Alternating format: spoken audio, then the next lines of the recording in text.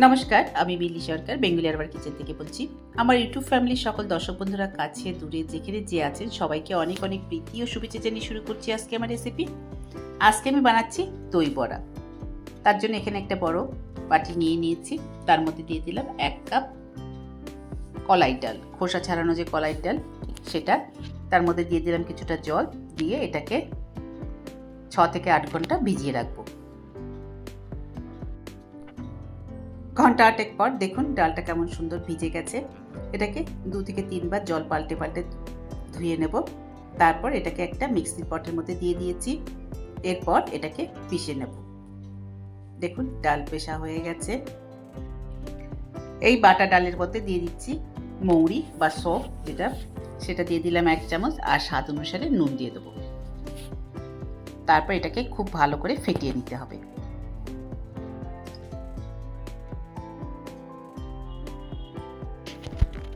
প্রথমে চামচ দিয়ে এইভাবে ফেটিয়ে নেব, তারপরে হাত দিয়ে খুব ভালো করে ফেটিয়ে নেব যতক্ষণ এটা ফ্লপি হয়ে যায়।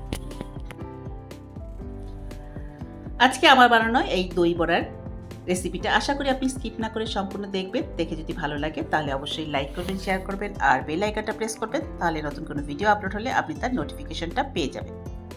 এদিকে বড়া ভাজার জন্য কড়াই বসিয়ে দিয়েছি। কড়াইতে দিয়ে দিলাম বেশ কিছুটা সাদা তেল। তেল অল্প গরম হয়ে গেলে আঁচটা কম করে দেব। তারপর যে ডালটাকে ফেটিয়ে দিয়েছিলাম সেই ডাল থেকে নিয়ে একটা একটা করে বড়া এই তেলের মধ্যে ছেড়ে দিচ্ছি। দেখুন আঁচটা কিন্তু কম করে রাখা আছে। আঁচটা কম করেই এটা করতে হবে, কারণ কি খুব বেশি আঁচে দিলে ওপরটা লাল হয়ে যাবে কিন্তু ভেতরটা কাঁচা থেকে যাবে। সেই কথা মনে রেখে অল্প আঁচ করে এটাকে বসাতে হবে ডালের বড়াটা।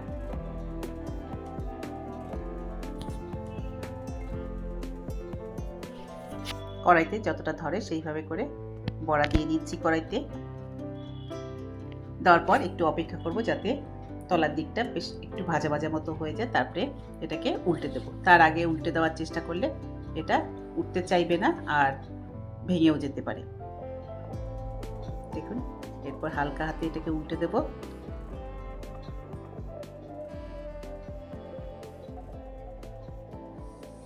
উল্টে দেওয়ার পর কম আঁচ করে আর একটা পাশও ভাজবো। এটা একটু সময় দিয়ে করতে হবে। এটা ভাজতে মোটামুটি 7 থেকে 8 মিনিট মতো সময় লাগবে। সবগুলো বড়া উল্টে দিচ্ছি। উল্টে দেওয়ার পর একটু অপেক্ষা করব যতক্ষণ না দুটো পাশই বেশ ভালো করে ভাজা হয়।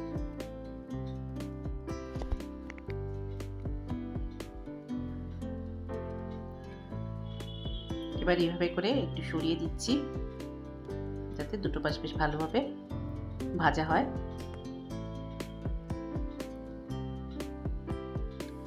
বড়াগুলো যখন একটু ব্রাউন কালার হবে তখন আমি আস্তে আস্তে এগুলোকে তুলে নেব।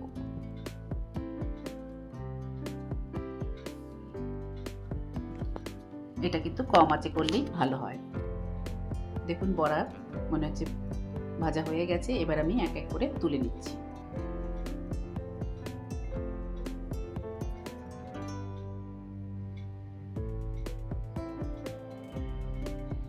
প্রথম ব্যাচের বড়া ভাজা হয়ে গেছে। তেল অল্প গরমই আছে। এই গরম তেলের মধ্যে আবারও কিছু বড়া আমি দিয়ে দেব। দেখুন বড়া তৈরি। এই তেলের মধ্যে আবারও কিছু বড়া দিয়ে দিচ্ছি, যেগুলোকে আমি আগের মতো করে ভেজে তুলে নেব।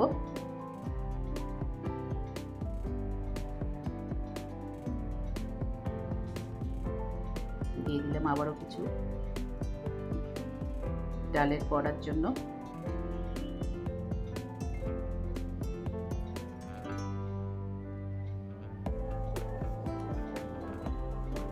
এবার এগুলোকেও আস্তে আস্তে ভেজে নেব।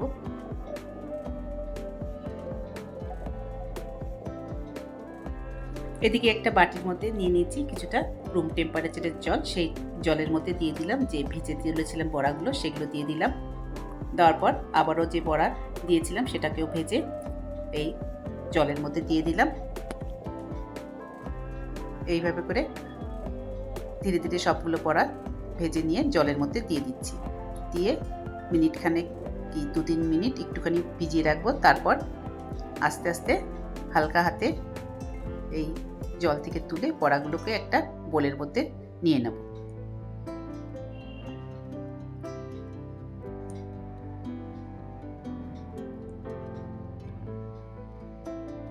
এই বাটিতে যতটা ধরে ততটা বড়া আমি নিয়ে নিলাম বাটিতে। এরপর একটা বাটি নিয়ে নিয়েছি, তার মধ্যে দিয়ে দিচ্ছি টক দই। যেটুকু বড়া আমি ওখানে নিয়েছি তার জন্য এইটুকু টক দই যথেষ্ট। এটাকে একটু নুন দিয়ে ভালো করে ফেটিয়ে নেব।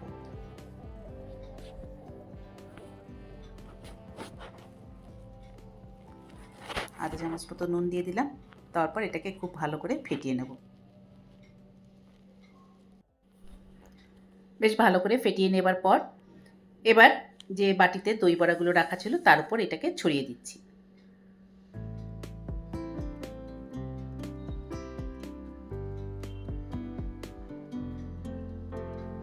পুরো দইটাকেই ওপর থেকে দিয়ে দিলাম।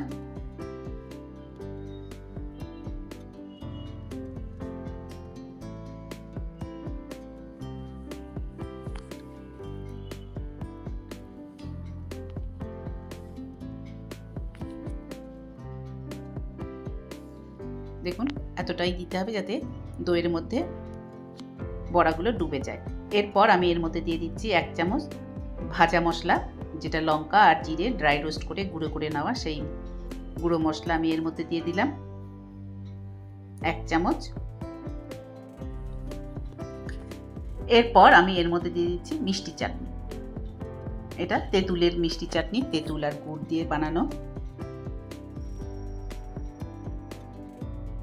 এই চাটনি ওপর থেকে দিয়ে দেব।